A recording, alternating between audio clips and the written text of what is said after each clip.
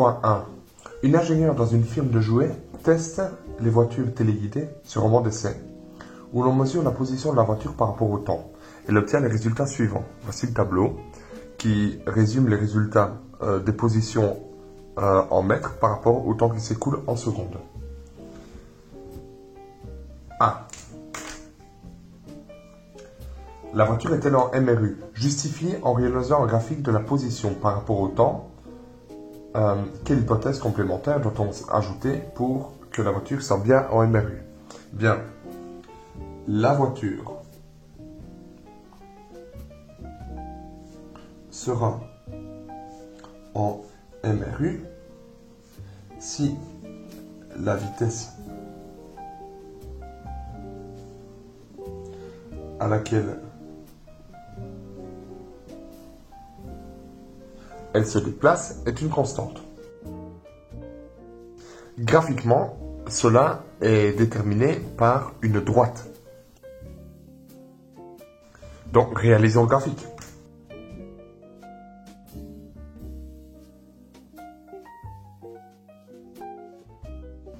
Voilà, voici mon repère pour le graphique. Et maintenant, je vais reporter chacune des positions de cette voiture sur le graphique et voir ce qu'il en est. Donc, après une seconde, elle a 10 mètres, etc.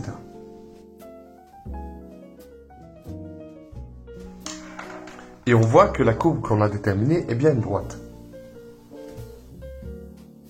Ainsi, la vitesse est constante. Mais pour qu'il soit en MRU, ce mobile, il faut qu'il soit non seulement U, c'est-à-dire uniforme à vitesse constante, mais il faut qu'il soit R, c'est-à-dire rectiligne. Et ainsi, la deuxième sous-question de ce point A, quelle est la condition supplémentaire? C'est dire, eh bien, on sait que c'est à vitesse constante, mais maintenant, il faut prendre l'hypothèse que le mouvement soit rectiligne, c'est-à-dire en ligne droite. Donc, je vais mettre, c'est bien le cas, car c'est une droite, mais il faut que la trajectoire soit également une ligne droite. Voilà pour le point A. Le point B. Calcule la vitesse sur base du graphique et réalise un graphique de V en fonction de t. Bien, ici, la vitesse en réalité, c'est la pente de cette droite. Et la pente est déterminée par une valeur d'ordonnée moins une valeur d'une autre ordonnée divisée par les abscisses correspondants. Du coup, je vais mettre la vitesse et la pente de la droite. Et alors, évidemment, cette pente, puisque c'est la pente d'une droite, elle sera la même pour n'importe quelle valeur qu'on choisirait ici dans les valeurs d'abscisse et d'ordonnée. Et donc, on a bien 4 mètres par seconde. Et alors, je dois réaliser un graphique de V en fonction de t. Eh bien, je vais le faire.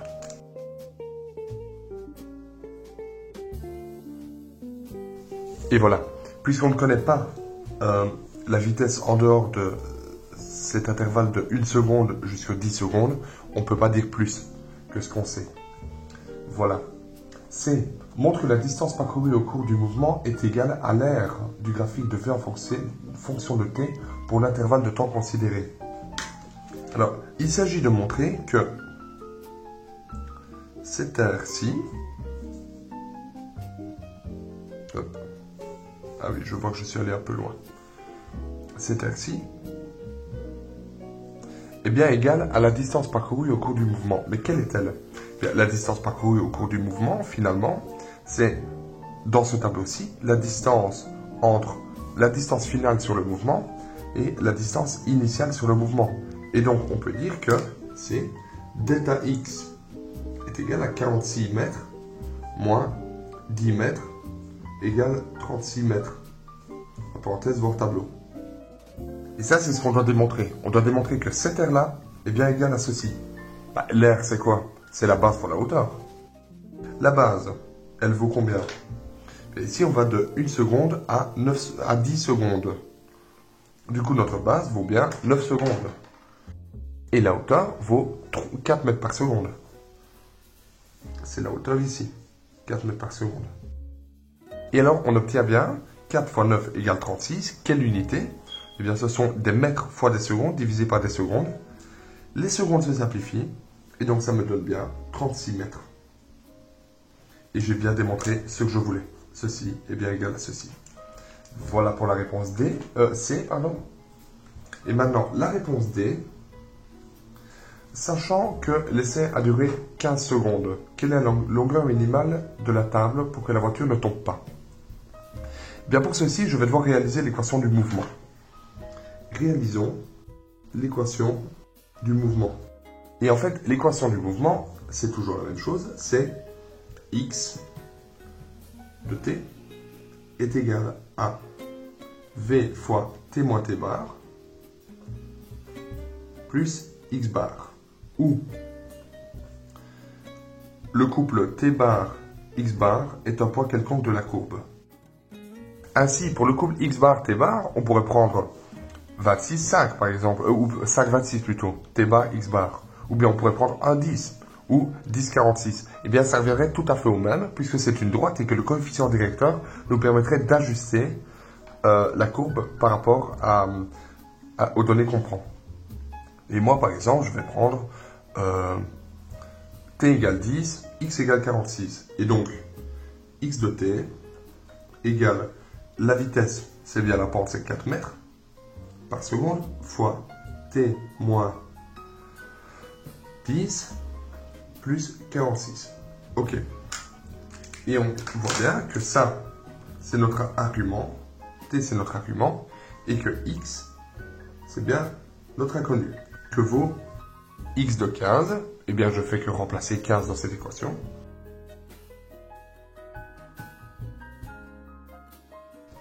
Et voilà, on est bien tombé sur la réponse de 66 mètres. Exercice 4.2. On nous parle d'un promeneur qui fait une promenade pendant 1 heure, c'est-à-dire 60 minutes.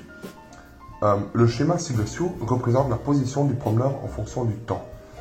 Voilà. A décrit le mouvement du promeneur.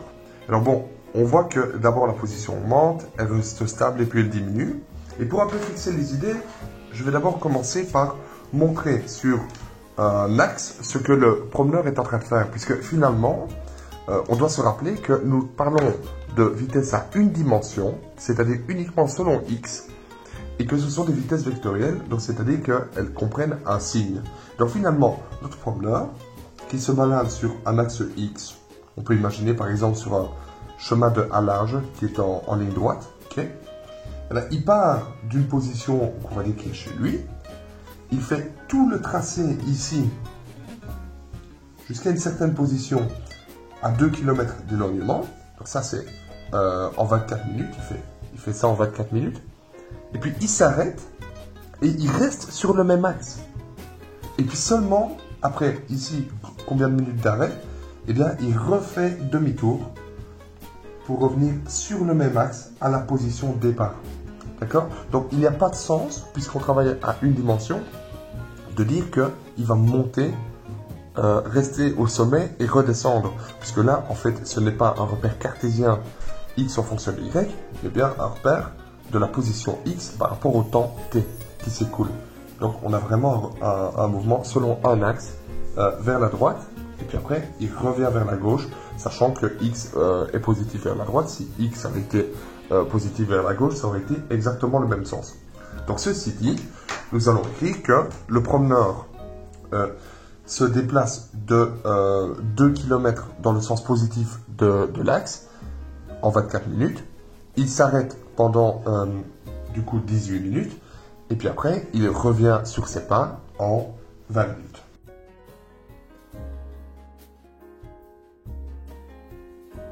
Donc, quelle est la distance entre le point de départ et le point d'arrivée? Bien, la distance entre le point de départ, c'est la différence entre l'ordonnée qui se trouve ici, l'ordonnée initiale, et l'ordonnée finale. Cette distance vaut évidemment 0. B. La distance entre le point de départ et le point d'arrivée est nulle. Et donc, on peut l'exprimer de deux manières différentes. Soit on dit que le vecteur delta R est égal au vecteur 0, comme ceci. Mais on peut également dire, puisqu'on est en une dimension et que dans ce chapitre-ci, on tolère de ne pas mettre les flèches sur le vecteur à condition de bien savoir qu'il s'agit de vecteurs, de dire que delta x est égal à 0 mètre exactement, également. Voilà. Donc ça, ce sont deux notations qui sont complètement équivalentes, puisque delta R, en fait, c'est un vecteur à une composante, selon uniquement l'axe X jusqu'à présent. Voilà. Mais cependant, la distance parcourue, bien sûr, elle est différente, puisque finalement, le promeneur, il a fait 2 km en distance parcourue, qui est comptée positivement. Il s'arrête et il refait 2 km en distance parcourue, comptée positivement. Et du coup, sa distance parcourue, c'est égal au delta R1 en norme, plus delta R3 en norme, c'est-à-dire 4 km. Voilà, donc on comprend bien la différence. Que ici, quand on parle de delta X, on parle bien du delta X vectoriel correspondant à delta R vectoriel, même si on ne met pas le vecteur par convention et par simplicité, mais que ici, le S ne comporte pas le signe vectoriel de la vitesse qui est négatif ici, et donc tout s'additionne. Voilà. Et alors, tracer le graphique de la vitesse du promeneur en fonction du temps, et on parle ici bien de la vitesse vectorielle, et donc la vitesse vectorielle sera positive ici, négative là, et on va la calculer. Donc V1 égale delta X1 sur delta T1 égale X final 2000 divisé par 0, moins 0, pardon, divisé par 24 minutes en seconde, moins 0. Donc 2000 moins 0 divisé par 24 moins 0. Et ça nous donne 5 km/h, c'est-à-dire 1,38 mètres par seconde. Il est évident, soit dit en passant, que notre graphique ici est illustré par 3 MRU. On a 3 MRU puisque chaque pente de droite nous apporte une vitesse. Donc on a une pente ici, il faut calculer la vitesse. Une deuxième pente, on calcule la vitesse. Troisième pente, on calcule la vitesse. V2 est égal à 0 mètres par seconde puisque il garde la même position alors que le temps s'écoule. Okay. Et puis V3, on fait exactement le même coup. La position finale, c'est 0. La position initiale, 2000. Donc ça nous fait 0 moins 2000. Divisé par le temps final, 3600. Moins le temps initial, 2520, c'est-à-dire 42 minutes. Le tout est exprimé en secondes. Et ça nous donne 1,85 mètres par seconde. En négatif, bien sûr. Et le signe a évidemment son importance pour le calcul de la vitesse. Voilà. Je vais reporter ça sur un graphique. C'est...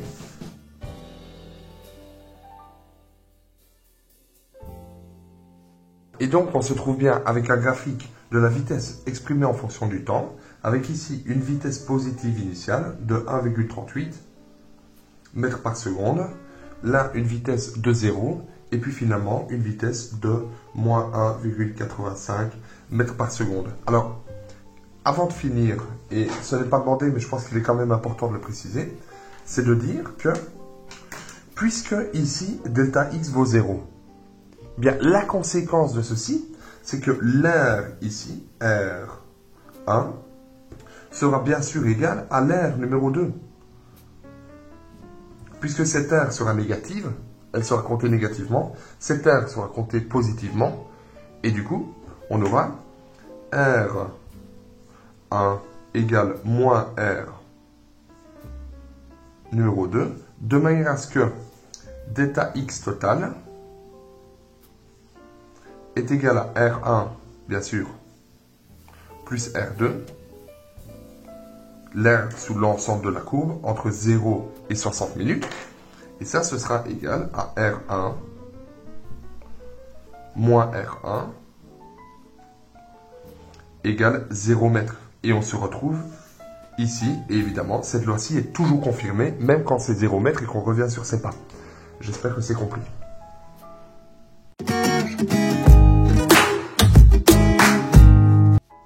Question 4.3. Un mobile se déplace de 12 mètres en 4 secondes dans le sens positif de l'axe de référence. Sa vitesse est constante. A. S'il se trouvait à la position moins 4 mètres après 2 secondes, quelle est sa position au temps initial en t égale 0 secondes?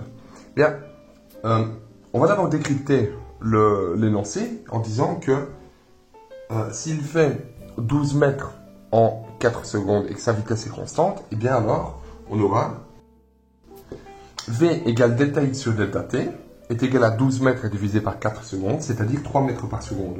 Ça, c'est la vitesse constante du MRU.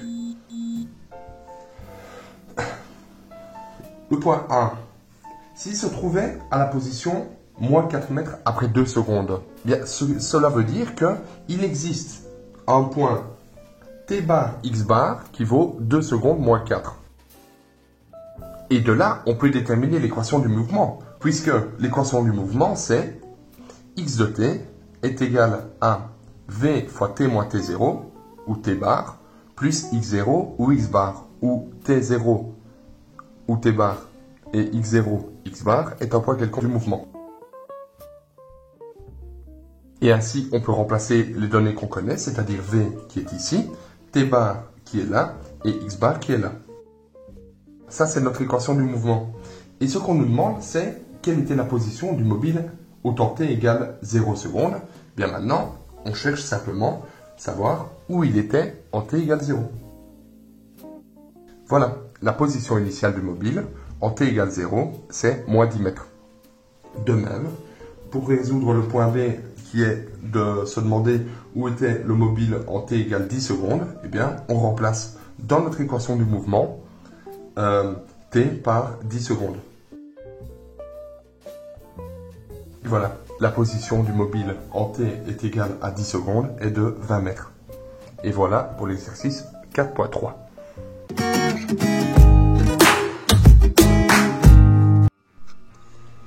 Bon, faisons un petit point théorique sur les problèmes de rencontre. Qui êtes-vous? Qu'est-ce que vous faites ici et à qui ai-je l'honneur? Alors, qu'est-ce que c'est qu'un problème de rencontre? Finalement, en fait, c'est simplement l'idée de se dire qu'on a deux mobiles qui se déplacent dans l'espace, avec des vitesses différentes et peut-être des directions et des sens différents, et on veut savoir si, premièrement, ils vont se rencontrer, et si oui, à quel moment et dans quel point de l'espace. Mais tout cela ne répond pas à ma deuxième question. Donc, finalement, en fait, le principe, c'est de déterminer le point spatio-temporel, c'est-à-dire le point x, t, où les deux mobiles vont se retrouver à la même position, au même moment.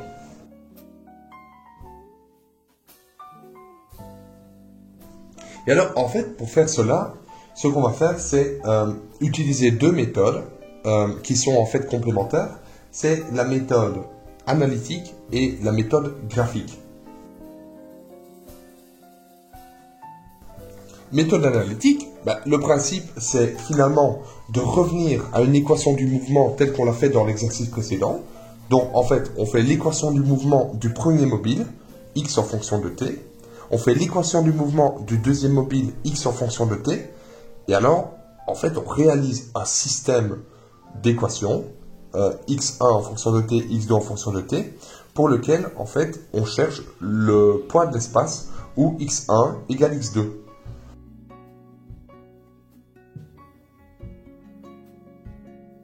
Et lorsqu'on aura trouvé ça, en fait, la solution de x1 égale x2, ça nous donnera un temps qu'on appellera t bar, et pour lequel on pourra remplacer ce t bar dans x1 ou dans x2, puisque ce sera pareil, puisque x1 égale x2, et ça nous donnera la position.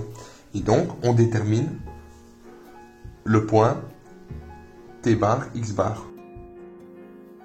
Et ce point, c'est ce qu'on appelle le point de rencontre. Voilà, ça c'est la solution du système et c'est ce qui permet de déterminer le point de rencontre de notre système analytique. Ça c'est la première chose, c'est la méthode analytique. Mais maintenant évidemment, on s'est rendu compte aussi que lorsque on avait un MRU, on pouvait aussi représenter ce MRU sous forme d'une droite. La droite qui est en fait l'expression graphique de l'équation du mouvement qu'on a déterminée là, x1 de t, x2 de t.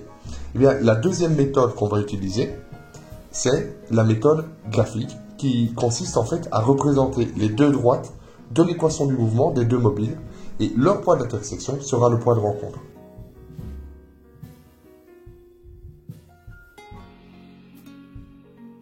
Donc, on représente les deux droites qui correspondent aux équations du mouvement de x1 de t et x2 de t, puisque en fait maintenant on sait le faire. Et ce point d'intersection, ça correspond à notre point de rencontre qu'on a cherché. Alors, est-ce que le point de rencontre qu'on a déterminé ici, le point de rencontre analytique, est le même que le point de rencontre graphique? Ça me paraît évident que oui, le point de rencontre analytique et le point de rencontre graphique seront les mêmes en théorie, mais bien sûr, quand on réalise un graphique, très souvent, la précision de ce graphique est un peu mauvaise, puisque on ne peut pas déterminer exactement les droites comme elles devraient, puisqu'on prend que 2 points et qu'on met ça sur une feuille. Mais en théorie, ce sera le même point. Et donc, pourquoi est-ce qu'on fait ces deux méthodes? Eh bien, en fait, parce que l'une va confirmer l'autre. Si on commence par notre méthode graphique, et que je tombe sur un point, par exemple, 100 secondes et 1 km, et puis que je me dis, bah tiens, je vais faire la méthode analytique, et que je tombe sur 102,7 secondes et 1008 mètres. Et bien sûr que les deux points sont en réalité les mêmes, mais que je suis tombé sur, grâce à ma méthode graphique, je suis tombé sur un point qui était un point imprécis par rapport à la méthode analytique. Cependant, si je fais ma méthode graphique et que je tombe sur 600 secondes et 14 km pour le même point analytique, là ça pose un problème. Et je me rendrai compte que j'ai fait une erreur dans l'un des deux, et ça me permettra de m'auto-corriger par rapport à ça. Donc c'est ça que je vous demanderai de faire. Voyons maintenant les deux types de points de rencontre qui existent. Alors, les deux types qu'on va étudier en tout cas dans notre cours, ce sont les dépassements et les croisements. Évidemment, le principe de fonctionnement de ces deux types de problèmes est le même. Donc, c'est-à-dire qu'on va de toute façon réaliser la méthode graphique et la méthode analytique sur la même base, mais je pense qu'il est intéressant de voir dans quel cas il y aura un croisement et dans quel cas il y aura un dépassement. Alors, le dépassement, eh bien, comme son nom l'indique, un dépassement, c'est quand un des deux mobiles a une vitesse plus importante, qu'il vient d'une position initiale moins importante, et du coup, il va outrepasser la position du premier, alors que le premier mobile va dans la même direction et dans le même sens. Donc, l'un des mobiles, finalement, rattrape l'autre. Les deux conditions pour avoir un problème de dépassement, c'est que 1. Les deux mobiles vont dans le même sens et dans la même direction. C'est logique. Sinon, en fait, ils ne se dépassent pas. Donc, même sens et même direction selon notre axe de référence. Et 2, c'est que, évidemment, la vitesse du mobile qui poursuit l'autre, c'est-à-dire le poursuivant, est plus élevée que la vitesse de celui qui est poursuivi. Donc, c'est le poursuivi. Sinon, il ne sera pas rattrapé. Donc, condition 1. Eh bien, les deux mobiles se déplacent dans le même sens et la même direction, ce qui implique que les vitesses ont le même signe. Et deuxièmement, donc on a le même sens et la même direction. Deuxièmement, la vitesse du poursuivant est plus élevée que celle du poursuivi. Et donc, voilà à quoi ressemblera notre graphique. On a évidemment x, la position comme ordonnée, comme d'habitude, x. Et on a le temps comme abscisse. Temps comme abscisse. Le premier mobile aura une vitesse positive et on déterminera qu'évidemment, il partira au temps t égale 0 secondes et à la position x égale 0. Ce qui nous permettra de déterminer notre système de référence. C'est-à-dire qu'à partir de ce moment-là, toutes les autres vitesses, toutes les autres positions et tous les autres temps seront déterminés à partir de ce temps initial qui détermine notre système. Et il aura une vitesse donnée par sa pente. Ça, ce sera x1 de t. Et évidemment, la pente de x1 de t sera en réalité la vitesse v1, comme d'habitude. D'accord ? Maintenant, deuxième chose, c'est qu'on a un deuxième mobile qui ne partira pas nécessairement du même endroit et pas nécessairement au même moment. Il partira d'un point T0, 2 et X02. X02, sachant que ce point-ci c'est T01 et X01, qui ne seront pas nécessairement 0, 0, mais en tout cas ce sera la base de notre système. Et il aura, comme je l'ai dit, une vitesse plus élevée, et donc sa pente sera plus élevée. Voilà, ça c'est notre droite x2 de t. Et le point qu'on voit ici, ce point-ci, eh bien c'est le point de rencontre. Et voici comment on va procéder pour les problèmes de dépassement. Deuxième type de problème, ce sont les problèmes de croisement. Ben, là, comme son nom l'indique, un mobile va dans une direction et l'autre dans l'autre. Et donc finalement, celui-là va par là, celui-là va par ici, et ils vont se croiser à un instant et à une position donnée. Et on cherche cet instant et cette position. À nouveau, il y a deux conditions. Et la première condition, c'est que la direction doit être la même, c'est-à-dire qu'ils agissent sur la même droite d'action. Mais par contre, les vitesses doivent avoir un sens opposé, puisque la première vitesse doit aller, imaginons ici, vers la droite, et la deuxième doit aller vers la gauche, sinon ils ne se rencontreront jamais. Et par conséquent, le signe des vitesses doit être évidemment opposé, puisque la vitesse en fait est la projection du vecteur vitesse sur l'axe déterminé. Et la deuxième condition, c'est que pour qu'il y ait une rencontre, il faut que le mobile qui a la vitesse négative, c'est-à-dire qui revient sur ses pas, eh bien, doit également avoir la position initiale la plus élevée pour que, en revenant sur ses pas, il arrive vers le mobile qui va dans la direction positive. Donc, 2, je mets le mobile qui a la position initiale la plus élevée doit également avoir la vitesse négative. Voilà. Et donc, on va représenter à nouveau graphiquement ce genre de problème. Et donc, on a x ici, x en fonction de t. Le premier mobile sera celui, mais ça c'est une convention et ce n'est pas nécessairement toujours le cas, mais le premier mobile sera celui qui aura la vitesse positive. On trace sa position en fonction du temps, ça c'est x1 de t. Et celui qui a la vitesse négative doit également avoir la position initiale la plus élevée. Et donc, mettons que ceci c'est t02, c'est-à-dire le temps initial du mobile numéro 2 et la position initiale du mobile numéro 2, x02. Donc on a t02 ici et x02. À nouveau x01, t01. Sa vitesse est négative et donc la pente de la droite qui va représenter son mouvement sera également négative. Et donc, on a une droite comme ceci, x2 de t. Voilà. Et ceci, ce sera notre point de rencontre. Voilà. Passons maintenant aux exercices pour éclaircir les idées. D'accord, faisons comme ça. Ravi de t'avoir revu, l'ami.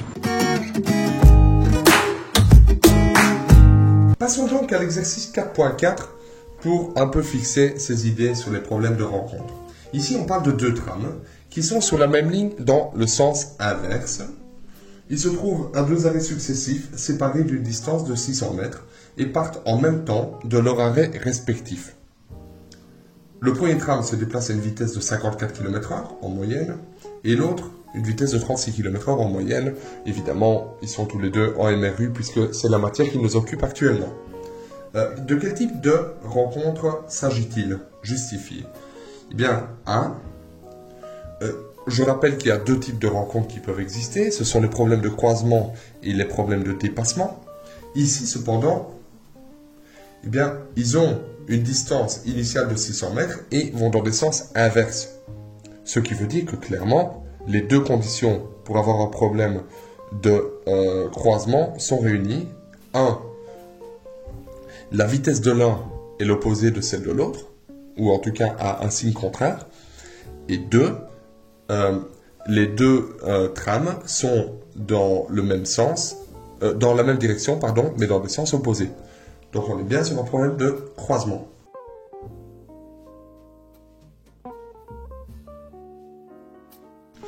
Et alors la deuxième condition qu'on voit dans le cours théorique, c'est que la position du mobile qui a la vitesse négative sera la position la plus élevée. Bien, rien ne nous le dit ici. Rien ne nous dit que la position du mobile avec la vitesse négative sera la position la plus élevée. Et donc qu'est-ce qu'on doit faire? Eh bien, lorsque nous déterminerons les vitesses et les positions initiales dans notre système de référence, nous devons le prendre en compte. Et donc ça, c'est ce qu'on appelle une hypothèse de travail. Si cette hypothèse n'est pas réunie, ou en tout cas n'est pas rencontrée, on ne pourra pas déterminer la position de rencontre de ces deux mobiles. Maintenant, après avoir représenté la situation graphiquement et déterminer le sens et les signes de chaque vecteur vitesse, donc c'est-à-dire par rapport à notre hypothèse de travail, détermine le lieu où les deux trains vont se croiser par rapport aux deux arrêts de façon graphique et analytique. Bien en avant. Nous allons commencer par une étude graphique de ce problème. Je réalise mon système d'axes.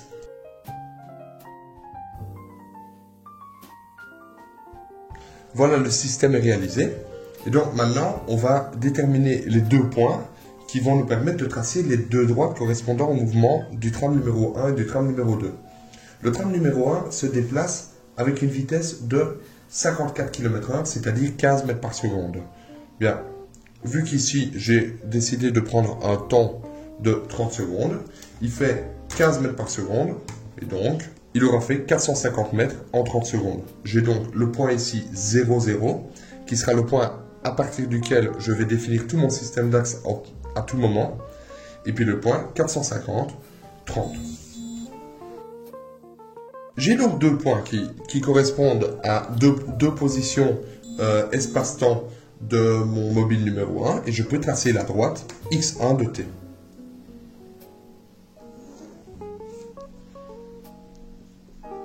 La voici. Je vais faire exactement pareil pour la droite x2 de t, sauf que le point initial de x2 n'est pas de 0 mètres, mais de 600 mètres, puisqu'il part à 600 mètres de l'arrêt correspondant à l'arrêt du tram numéro 2. Et après 30 secondes, combien est-ce qu'il aura fait de mètres? Il fait du 10 mètres par seconde. Du coup, il aura fait 300 mètres par rapport à 600 mètres. Et donc, il sera au point 300 mètres 30 secondes.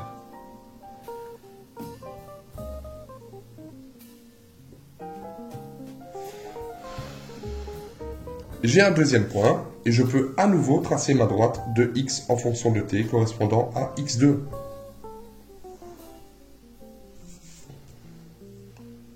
x2 de t. Et ceci, là, c'est bel et bien mon point de rencontre. Et selon mon graphique, ce point de rencontre se trouve à, on va dire, 23 secondes et demie. Qu'est-ce que vous en pensez? 24. Allez, 24 secondes. Et combien de mètres? 370. 370 mètres. 24. 370. Je mets le point de rencontre déterminé analytiquement est t bar x bar égale 24 secondes 370 mètres. Ce point n'est bien sûr pas tout à fait précis puisqu'il a été déterminé graphiquement. Donc qu'est-ce que je dois faire maintenant? Je dois déterminer analytiquement cette réponse et vérifier que on est dans une zone similaire en termes de temps et de métrage. Et je vais faire ça maintenant. Et résolution analytique, le Tipex va bientôt sécher et je vais pouvoir mettre mon T. Donc, moi ce que je fais toujours, c'est d'abord mettre les données qui vont me permettre après de construire mon équation du mouvement. Données. Et pour ça, je prends le mobile numéro 1, je mets tout ce que je connais, mobile numéro 2, tout ce que je connais, et puis ça me permettra à nouveau de faire les deux équations. Tram 1.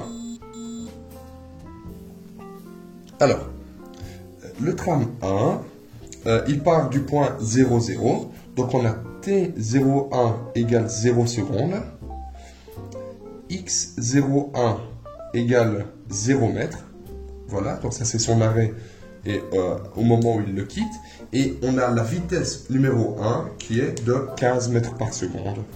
V1 est égal à 54 km/h ou encore 15 mètres par seconde, puisque pour le moment, nous, on travaille en secondes et en mètres. Voilà, ça ce sont les données pour le tram numéro 1. Le tram numéro 2, son temps initial, eh bien, vu qu'il part simultanément de leur arrêt respectif, est aussi de 0 secondes. Mais par contre, sa position initiale n'est pas de 0 mètres, elle est de 600 mètres. Et puis sa vitesse initiale, V2, est égale à 36 km/h, c'est-à-dire 10 mètres par seconde. Voilà, voilà mes données. j'ai laissé un temps de pause. Et pourquoi est-ce que j'ai laissé un temps de pause? Parce que ces données sont tout à fait correctes. Cependant, je reviens sur mon hypothèse de travail. Mon hypothèse de travail me dit que la position du mobile qui a la vitesse négative est la plus élevée. Du coup, à l'inverse, le mobile qui a la position initiale la plus élevée doit avoir la vitesse négative de manière à ce qu'il y ait une rencontre possible. C'est-à-dire que le mobile numéro 2, le tram numéro 2 qui a la position initiale de 600 mètres, doit avoir une vitesse de moins 10 mètres par seconde. Et voilà. Sur base de ça, eh bien, on peut déterminer notre équation du mouvement. Équation du mouvement, EDM. Et alors, on sait que c'est x de t est égal à v fois t moins t bar plus x0. Voilà. Mais alors, évidemment, dans ce cas-ci, ce qui nous intéresse, c'est pas le x de t en général, mais le x de t correspondant à nos deux mobiles. Et du coup, on aura x1 de t est égal à v1 fois t moins t1 bar plus x01 ou... Ah oui, non, attendez, oups, x bar, voilà, bar. Et en fait, x bar correspond à x0 dans ce cas-ci, puisque x bar et t bar correspondent à n'importe quel point de la courbe. Et donc, on a la vitesse 1 est égale à 15 mètres par seconde fois t. Voilà, t c'est notre variable. Et t1 bar, ça fait t01 moins 0. Plus x01, c'est 0, plus 0. Ce qui nous donne x1 de t est égal à 15 fois t. Relativement facile. Trame numéro 2. On a x2 de t, la même équation, est égal à v2 fois t moins t bar 2 plus x bar 0, 2, x bar 2. Voilà. Sachant que x bar 2 sera égal à x02 et t bar 2 sera égal à t02. Et ça, c'est égal à moins 10 fois t moins 0 plus 600. Si seulement si x2 de t est égal à moins 10t plus 600. Voilà nos deux équations du mouvement. Combien a-t-on d'inconnus dans ces deux équations? Eh bien, on a x1 de t, x2 de t et t. Ça, ce sont nos trois inconnus, et pourtant, on n'a que deux équations. Qu'est-ce qu'on va faire? Eh bien, on rajoute une clause. La clause comme quoi, il y a rencontre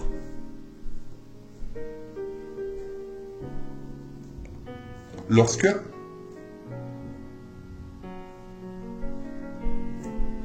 quoi? Eh bien, lorsque les positions sont les mêmes. Lorsque x1 de t est égal à x2 de t. Et ça, c'est notre troisième équation qui va correspondre à notre troisième inconnu. Et avec ça, je vais pouvoir résoudre mon système en égalant le membre de droite ici avec le membre de droite là, puisque ceci est égal à ça. J'y vais. Et donc, 15 fois t est égal à moins 10 fois t plus 600.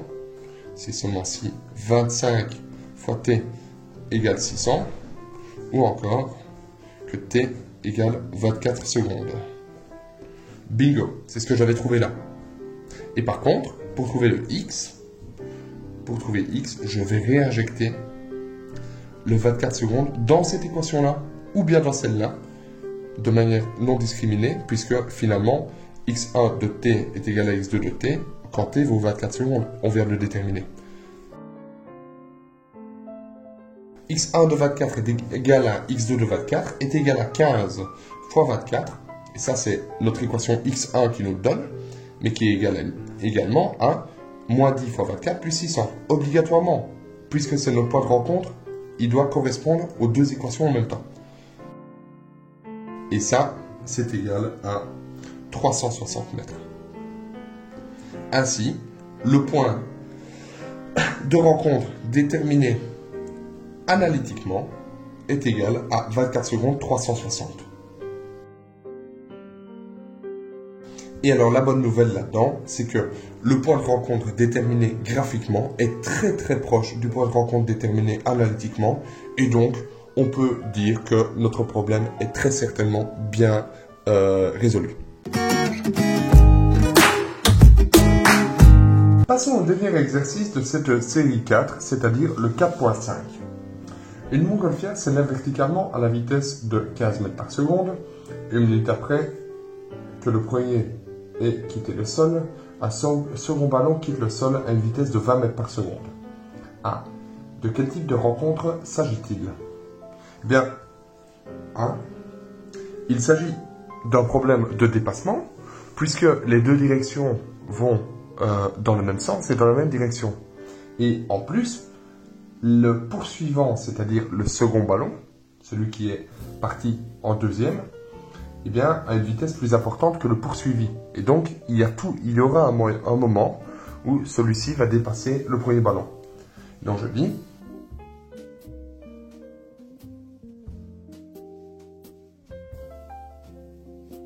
dis, il s'agit d'un problème de dépassement car les deux vitesses ont le même sens et la même direction. Et la vitesse du poursuivant est plus importante que celle du poursuivi. B, alors B exactement comme dans le problème 4.4, on nous demande de représenter la situation graphiquement et déterminer le sens et le signe des deux vecteurs vitesse. Et on détermine à la fin le lieu auquel le second ballon va dépasser le premier de manière graphique et analytique. Ok. Eh bien, allons-y. Faisons notre graphique.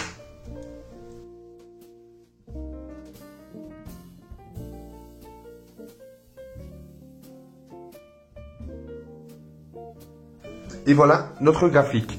Enfin, en tout cas, nos axes. Et voilà nos axes sur lesquels on va pouvoir placer sur le schéma les deux montgolfières qui sont parties. La première montgolfière donc part du point 0, 0.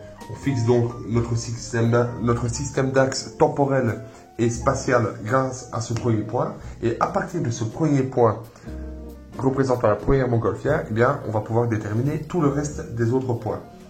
Et elle s'élève à une vitesse de 15 mètres par seconde, ce qui veut dire que au bout de 100 secondes, elle aura fait une distance de 1500 mètres. Voilà. Et donc j'ai le point 100, 1500 comme deuxième point ici.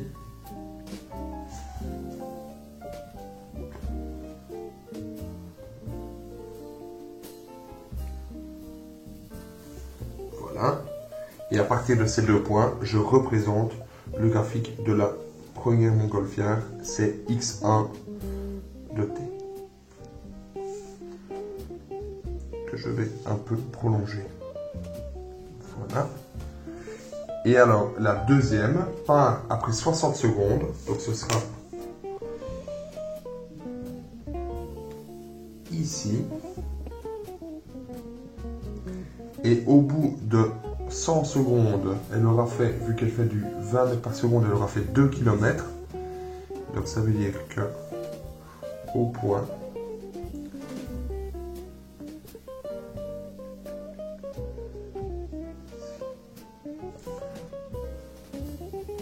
au point 160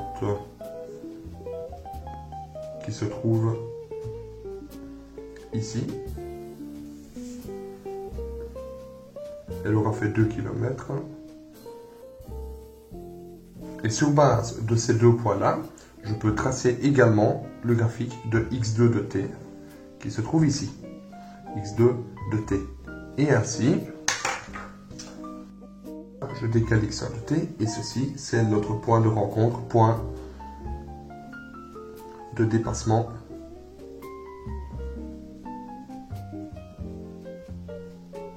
Voilà.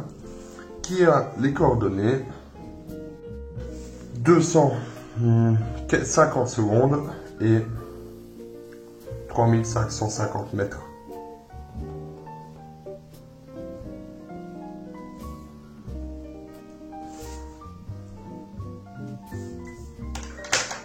Voilà.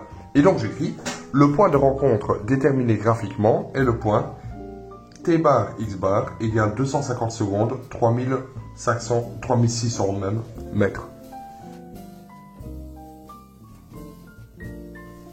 Et donc nous, ce qu'on va faire maintenant, c'est déterminer analytiquement ce point et voir si notre solution graphique est correcte ou incorrecte par rapport à cette solution analytique. Une petite remarque cependant, avant de passer à la solution analytique, le fait que les courbes montent ici, ce n'est pas dû au fait que la montgolfière va vers le haut. C'est simplement dû au fait que les coordonnées x, selon l'axe x qui se trouve être orienté vers le haut, mais c'est un pur hasard, augmentent. Avec le temps qui augmente. Donc ça veut dire que la pente de la droite est positive. Si l'axe x avait été incliné vers le bas, bien les coordonnées selon x auraient diminué et on aurait eu des droites comme ceci. Voilà, donc ça c'était un petit aparté. Résolution analytique.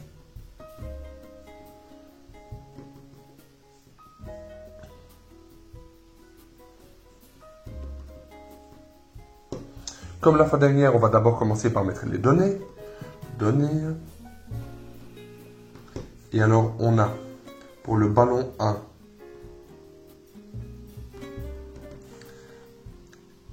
x01 est égal à 0 mètres, t01 égale 0 secondes et v1 égale, et ça on le donne, c'est 15 mètres par seconde.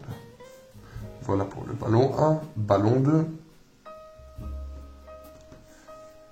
x02 égale 0 mètre également puisqu'il part du sol aussi.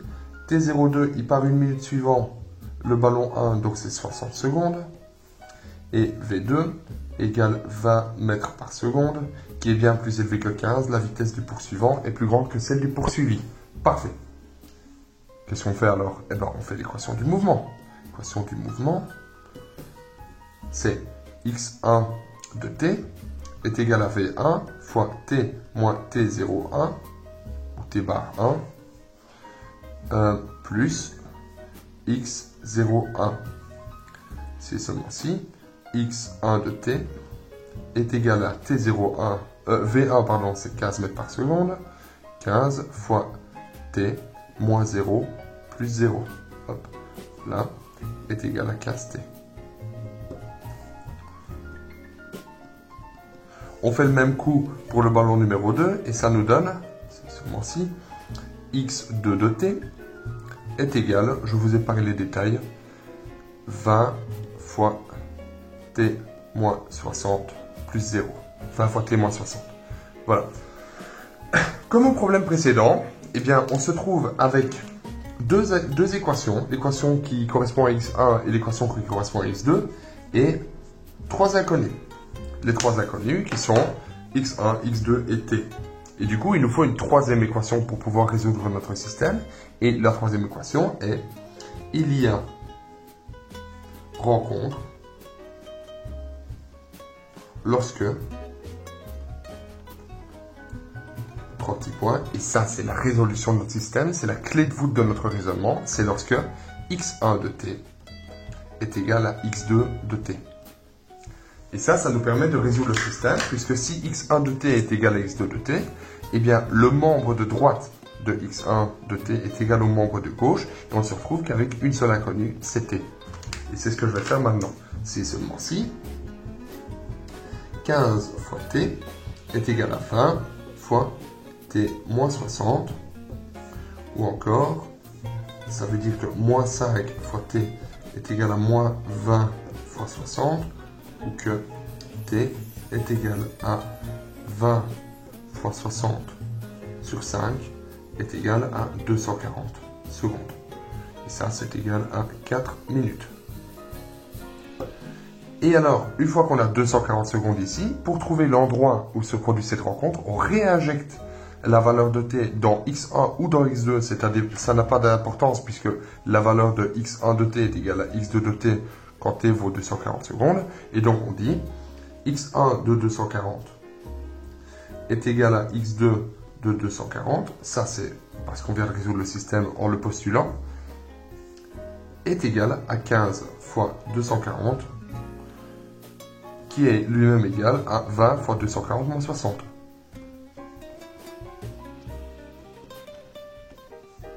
Et ça nous donne x bar égale... Ah oui, excusez-moi, ici c'était évidemment t bar. X bar égale à 3600 mètres. Voilà.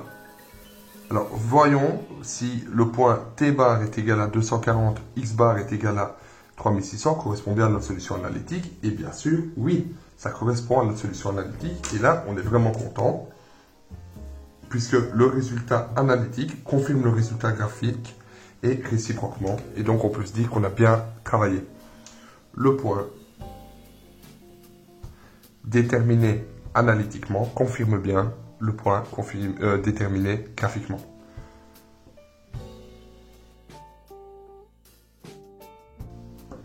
Et voilà pour la leçon 4. Une bonne journée à vous.